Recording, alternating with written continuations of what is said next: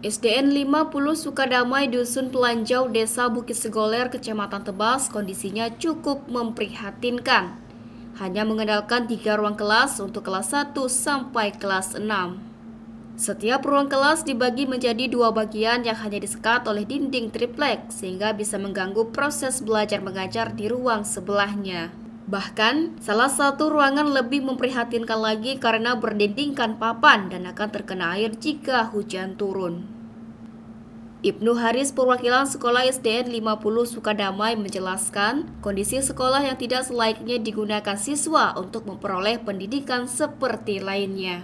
Untuk itu, Ibnu Haris berharap adanya perhatian dari pemerintah karena lokasi sekolah yang cukup jauh sehingga sukar untuk dijangkau. Ini ada 3 lokal yang tersedia, sedangkan untuk rombel kami ada 6. Jadi satu kelas itu kami bagi menjadi 2. Jadi ini merupakan sebuah halangan juga buat kami ketika mengajar, harus berbenturan dengan kelas sebelah ketika kami mengajar, ya, memperkeras suara sehingga menimbulkan kebisingan antara satu kelas dan kelas lainnya. Jadi memang kami saat ini lokal yang saat ini tersedia 3. Dan saat itu yang lokal di ujung sekali yang saat ini memang dikatakan tidak layak karena ketika hujan mungkin lokal tersebut akan terimbas air hujan, ya. Jadi memang saat ini tetap kami gunakan karena untuk mendukung proses pembelajaran itu perlu kami lakukan. Sedangkan untuk pembaharuan atau penambahan lokal saat ini belum ada sama sekali dari pihak pemerintah. Dan bisa dilihat sendiri kalau bapak-bapak melihat di dalam kelas masing-masing, ya masih banyak dinding maupun lantai kami yang dikatakan ya tidak layak untuk dijadikan tempat ruang belajar karena ketika panas, ya, ketika lantai itu berdebu mungkin anak-anak akan menghirup debu, Pak. Jadi itu pun dari pihak sekolah sendiri yang melakukan ya penembokan dan juga di semen sendiri dari anggaran sumbangan guru sendiri, Pak, ya.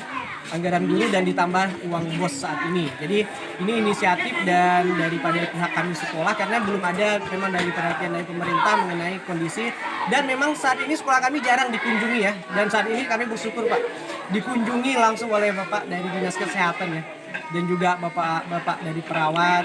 Ya, mudah-mudahan hal-hal seperti ini dari pihak atas dari pemerintah Kabupaten Sambas, ya, mungkin bisa langsung melihat kondisi kami saat ini, bagaimana kami berusaha ya memperbaiki lokal dan bagaimana kami berusaha memberikan pendidikan yang terbaik buat anak didik kami demi masa depan mereka agar mereka bisa bersaing di masa hadapan dengan orang lain. Selain kondisi sekolah di Desa Bukit Segoler, juga minimnya sinyal untuk mendukung proses belajar mengajar, serta listrik yang belum masuk ke desa tersebut. CSM TV madahkannya.